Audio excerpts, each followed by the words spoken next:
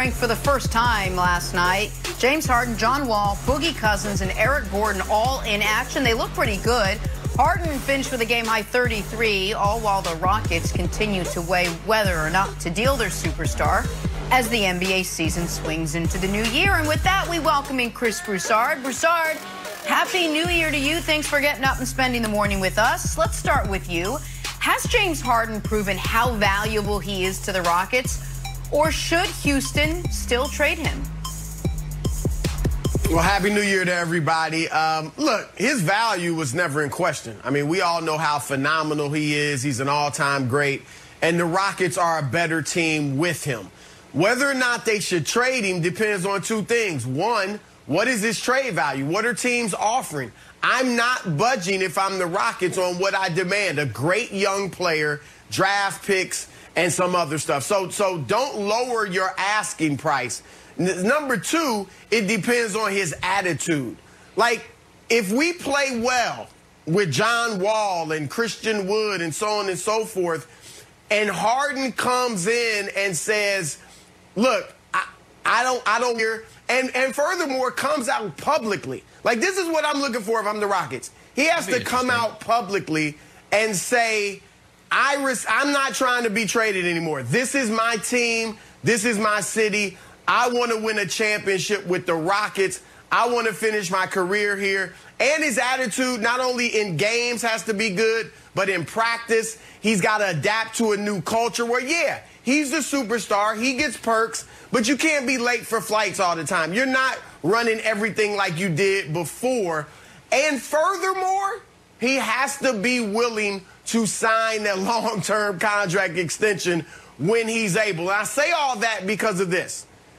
If he doesn't give you that, then you have to trade him at some point this season because you have the leverage right now, but as time goes on, he will get the leverage. And if he goes in the next year in Houston saying the same thing, I want to be traded, then he'll have real leverage, and it'll lower the value on the market, and teams will know that you're desperate, and they'll offer you even less. So I said a lot there, but unless he says he wants to stay in Houston long-term and is willing to sign the extension, then unfortunately you still are going to have to trade him at some point. I like how you laid out that scenario, but the reality is this, Chris. James Harden will be traded by the end of this month.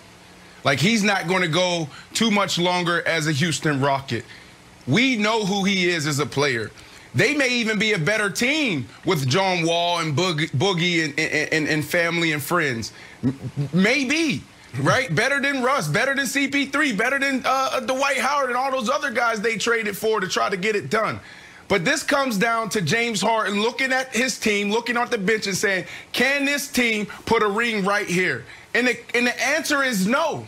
You get a better opportunity in Brooklyn. You get a better opportunity in Philly, even in Denver, in Miami. So James Harden right now is going to play lights out. But at the end of the day, after every practice, he's calling his agent, like, get it done. Get it done now. I need to go on and be with my new team. So that's the reality, is James Harden has his mind made up because it's not about a contract. It's not about this city. I think he loves Houston. Nick, you talk about it all the time. But it comes down to, I've done everything as a player that I could possibly do, and the last thing I need to do to solidify my legacy is win a championship.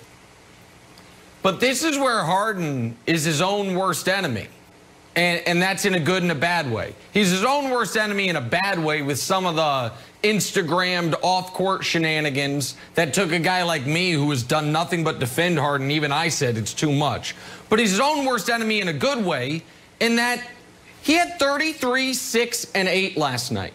And it was unquestionably his worst game of the year. He's too good. There are 4 human beings alive who, if they are healthy, guarantee you a playoff berth. LeBron James, Kevin Durant, Kawhi Leonard, James Harden. That's the list. Anthony Davis, love you. Saw you in New Orleans. Didn't guarantee a playoff berth. Steph Curry, one of the 18 greatest players ever. Love you. Seeing you this year. Not guaranteeing a playoff berth. He's so good. he's so good that if you're Houston, you look at, okay, what did New Orleans get for Anthony Davis? Oh, they got the 4th pick of the draft. They got a former number 2 pick, another former number 2 pick, Josh Hart. They got all this, and by the way, 2 future picks and swaps. Okay, that's where it starts for us. So he's too good, Wilds, for them to take anything other than the biggest haul or tied for the biggest haul that's ever been traded for a player. So who's going to step up? I think Masai Ujiri will step up. I think Masai Ujiri understands the goal is to win championships. Danny Ainge could learn from him because I don't think Ainge is going to step up. I would recommend Bob Myers take a long look in the mirror and say, you know what? Steph Curry turns 33 soon.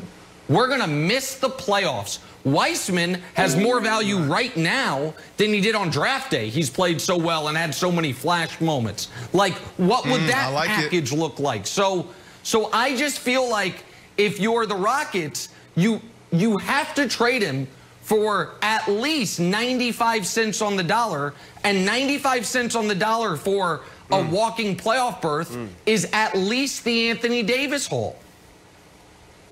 Okay, so Wiseman, yes, obviously. Toronto wants to move Siakam? Sure, he just got benched. He got disciplined. That seems to stink, so you can move him. The weird part is about the Heat, Broussard. The trade rumors are starting to heat up again, but they seem to love Tyler Hero, and I like Tyler Hero, don't get me wrong. I like Duncan Robinson, but the fact that they seem to want to hold on to those guys, I don't know, and you give me your take on this, I don't know if they actually like those guys so much.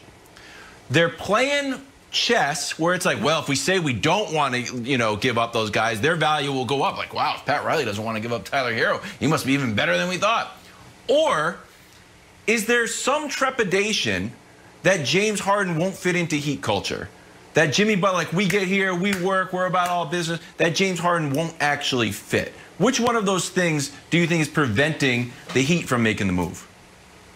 Well, Pat Riley's always playing chess, so you can bank on that. However, yeah, there's got to be a little concern because the Heat is big on culture. They know it is not just about talent. Jimmy Butler's not the most talented player in the world, but he fits so well into their culture that you saw what happened last season. So there's a little concern about that, but I want to go here. James Harden has got to look in the mirror, too. As great as he is, Nick, and you were right, I don't remember if Giannis was on your list, but let's say this. If you take the players on Harden's level and exchange them with him, exchange LeBron with Harden in Houston, Kawhi, Kevin Durant, and Giannis. They don't want a title. Houston's considered a contender. They don't. He's not winning a title there. But he's not winning a title in Toronto. I mean in the past. He's not winning a title in Denver. He's not winning a title in Portland either. Like, half the teams on his list probably not winning a title in Miami. Like, he's starting to put teams on his list that aren't going to be any better. He's not going to be in a better situation than he is right now in Houston. And he's got to look around him and see that he's got some talent. I agree, not championship talent.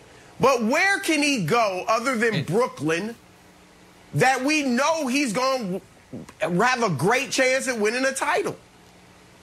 Well, so I disagree in that I think he would have a very good chance in Miami, a very good chance in Philly. I think we have to trust what the Toronto has built. They have Raptors culture. They just don't market it as well as the Heat fans do and Pat Riley does, but what they've built up in Toronto.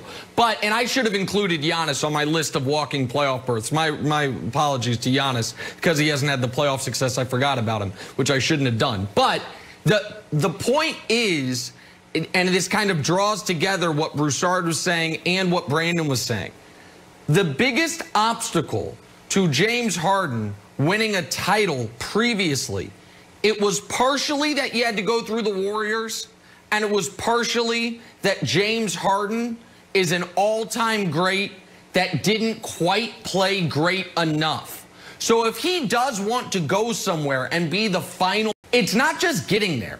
It's also playing better in the most crucial moments of the postseason where he has some great moments, but he also has some pretty bad failures. That's the last piece of his legacy puzzle that he can fill in.